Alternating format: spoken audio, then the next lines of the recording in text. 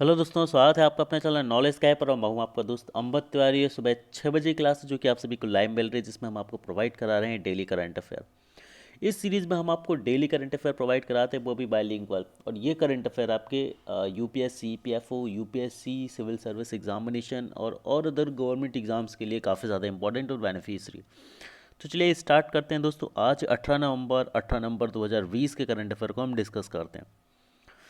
तो आज का हमारा पहला जो न्यूज़ है वो आती है बिहार से, that Nitish Kumar sworn in as chief minister of Bihar for seventh term. जी हाँ दोस्तों, जनता दल यूनाइटेड के प्रमुख जो हैं नीतीश कुमार, इन्होंने 16 नवंबर 2020 को 7वीं बार बिहार के मुख्यमंत्री के रूप में शपथ ली। और बिहार के जो मुख्यमंत्री हैं फागू चौहान जी, इन्होंने पटना में के राजभवन में इन्हें पद और गोपनीयता की शपथ दिलवाई।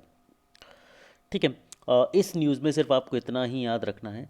आगे बात करते हैं। SBM bank India set to launch a NEO banking platform. जी हाँ दोस्तों, state bank of Mauritius, state bank of Mauritius जो है, जो कि एक सेंट्रल बैंक है मॉरिशियस का, जैसे हमारे इधर आरबीआई होता है। तो स्टेट बैंक ऑफ मॉरिशस की पूर्ण स्वामित्व वाली सहायक जो कंपनी है एसबीएम, एसबीएम बैंक इंडिया ने नियो बैंकिंग प्लेटफॉर्म जो है वो लॉन्च किया है। किसके लिए? भारत के लिए।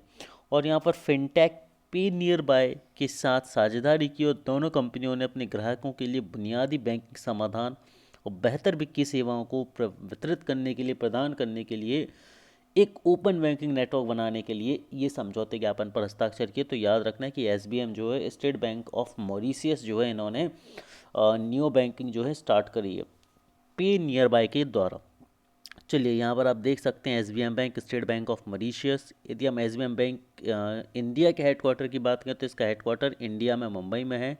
और S B M bank India के जो सीईओ हैं वो सिद्धार्थ रथ हैं। और इसके जो ऑपरेशन था ये जनवरी 1 दिसंबर 2018 से ये भारत में चल रहा है। और S B M bank India limited की जो टैगलाइन है वो है we making banking convenient for you. याद रखना ज़रूरी है, सभी की सभी चीज़ें इकोनॉमी से ज़रूरी ये इन्फॉर्मेशन बनती है। RBI impose 1 crore penalty on Punjab national bank. Again banking sector से हमारी जो न्यूज़ है वो आती है कि भारतीय रिजर्व बैंक ने पंजाब नेशनल बैंक पर भुगतान और निपटान प्रणाली अधिनियम 2007 का उल्लंघन किए जाने के कारण 1 करोड़ रुपए का जुर्माना जो है वो लगाया है।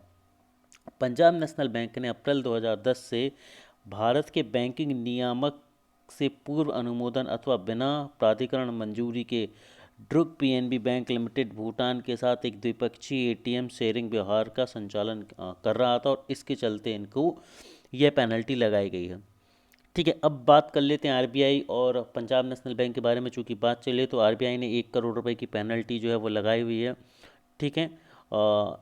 जो इस अधिनियम की हम ऑलरेडी बात कर चुके हैं कि भुगतान और निपटान प्रणाली 2007 पीएसएस अधिनियम की धारा 28 के तहत ये जुर्माना पीएनबी पर लगाया गया है। ईडी डायरेक्टर एस के Mishra tenure extended by 1 year. तो जो एस ईडी एनफोर्समेंट डायरेक्टरेट है हमारा, जो केंद्र सरकार का प्रवर्तन निदेशालय है, इनके जो रिटायर्ड होने वाले डायरेक्टर थे संजय कुमार मिश्रा जी, जिनका कि 2018 में कार्यकाल 2020 तक जो कार्यकाल चलने वाला था उसे 1 साल से फिर से बढ़ा दिया गया है। एनफोर्समेंट ईडी के बारे में ज़रा हम कुछ बेसिक इन्फॉर्मेशन ले लेते हैं कि जो ईडी एनफोर्समेंट है ये एक सेंट्रल इन्वेस्टिगेशन एजेंसी है ना, जो कि दो सेंट्रल लॉज से इन्फोर्स होती है। पहला होता है काले धन की रोकथाम अधिनियम, preventing of money laundering act, और दूसरा है विदेशी मुद्रा प्रबंधन अधिनियम, फॉरेन एक्सचेंज मैनेजमेंट एक्ट। दोनों को देखती है। और ये कानूनी money laundering, terror funding, black money और हवाला या अवैध वित्तीय लेन देन को रोकने के लिए एक रेगुलेटरी बॉडी की तरह काम करती है। आगे बात करते हैं, अगली न्यूज़ हमारी पुनः बैंकिंग सेक्टर से आती है दोस्तों। यदि हम बात करें तो H D F C bank, IndusInd bank in red flag list on the nearing foreign investment cap. तो एच डी एफ सी विदेशी पोर्टफोलियो निवेशक, फॉरेन पोर्टफोलियो इन्वेस्टमेंट की लिमिट की निगरानी करने वाली प्रणाली ने H D F C bank और इंडसलैंड बैंक को रेड फ्लैग सूची में डाल दिया गया। याद रखना है कि H D F C bank and IndusInd bank has been put in the red flag list, a system used for monitoring foreign portfolio investment limits that particular. A listed company enters the list when the available leg room for the overseas investment is less than 3% of the permissible limit. FBI can invest up to 74% in both HDFC bank and IndusInd bank. ठीक है, तो आपको याद रखना होगा कि ये कब किया जाता है. इसमें सूचीबद्ध कंपनियों को तब सूचीबद्ध किया जाता है जब उनके पास विदेशी निवेश उपलब्ध विरासत अनुमेय सीमा 3% से कम हो जाती है और HDFC बैंक और इंडसलैंड बैंक दोनों में 74% तक का जो निवेश कर सकता है.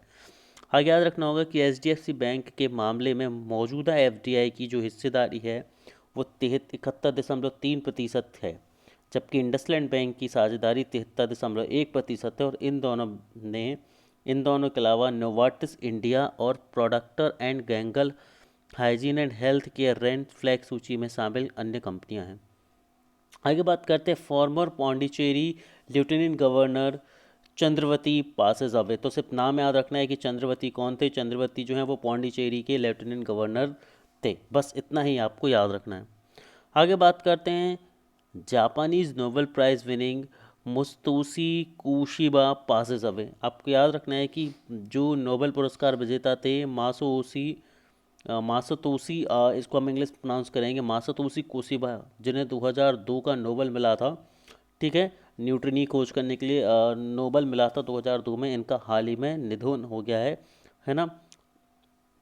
और इन्होंने सुपरनोवा विस्फोट का पता लगाया था और कोशिबा ने टोक्यो विश्वविद्यालय में एक प्रतिष्ठित प्रोफेसर भी रहे थे. प्रधानमंत्री Narendra Modi unveils Swami Vivekananda statue on JNU.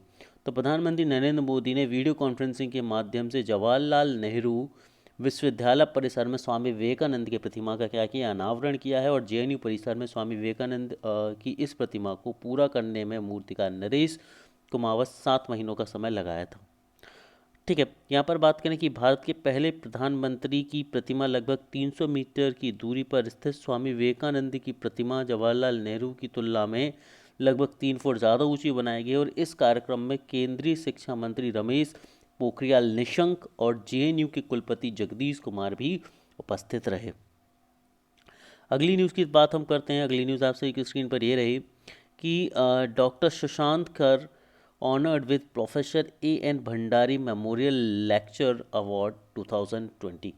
ठीक है, तो डॉक्टर सुशांता कर को वरिष्ठ वैज्ञानिक, आणविक परवैज्ञानिक और इम्यूलॉजी वैज्ञानिक और आधुनिक अनुसंधान परिषद केंद्रीय औषधि अनुसंधान CSIR CDIR को society of biological chemist India Bengaluru द्वारा professor N Bhaduri memorial award 2020 से सम्मानित किया गया है. और यह पुरस्कार उन्हें लेस्मेनिया डोनोवनी की जीवन रक्षा पद्धति को परिभाषित करने के लिए दिया गया है. तो याद रखना है उन्हें किस चीज़ के लिए दिया गया है. और लेस्मेनिया डोनोवनी के बारे में इंपॉर्टेंट बात यह है कि जो लेस्मेनिया डोनोवनी है ये एक प्रकार का प्रोटोजोआ परजीवी है जो कि मैफ्रेफेज और अंत के लीशमैनियसिस काला आजार के प्रेरक एजेंट के रूप में संक्रमित होता है और कार्य करता है. ठीक है, आगे बात करते हैं SpaceX launches 4 astronauts into the space. हम सभी को पता है स्पेस एक्स किसकी agency, SpaceX Elon Musk की जो है ये कंपनी है. तो स्पेस एक्स ने पहली बार किसी निजी कंपनी के अंतरिक्ष यान द्वारा NASA national aeronautics and space administration के 4 अंतरिक्ष यानों, 3 अमेरिकी और 1 जापानी को अंतर्राष्ट्रीय space station international space station पर भेजा और उन्होंने कैनेडी स्पेस सेंटर से फॉल्कन रॉकेट द्वारा ये लॉन्च किया गया. और इस कैप्सूल को रेजोलेंस नाम दिया गया. तो याद रखना है रेजोलेंस क्या है, एक कैप्सूल है जिसमें जो पहली बार निजी कंपनी का अंतरिक्षयान स्पेस एक्स के द्वारा भेजे गए हैं. तो ये चीज़ आपको याद रखनी है.